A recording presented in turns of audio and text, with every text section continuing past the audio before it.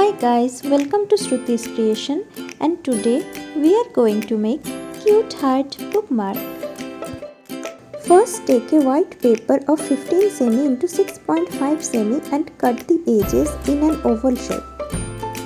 Now let's draw little hearts from the middle of the paper and increase the size of hearts gradually.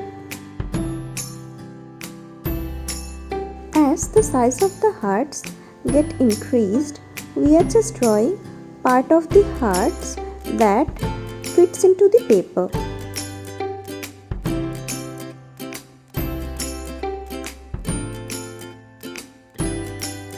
We are done with the drawing. Now we will be taking red and white fabric color, and I will mix the red with white to make two gradients of pink. Now I am taking deep pink color that I have made to color the heart.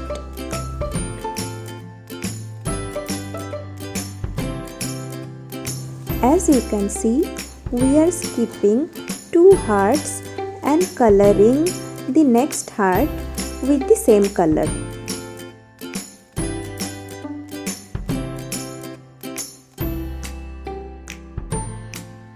Now I am taking red to color the hearts next to pink.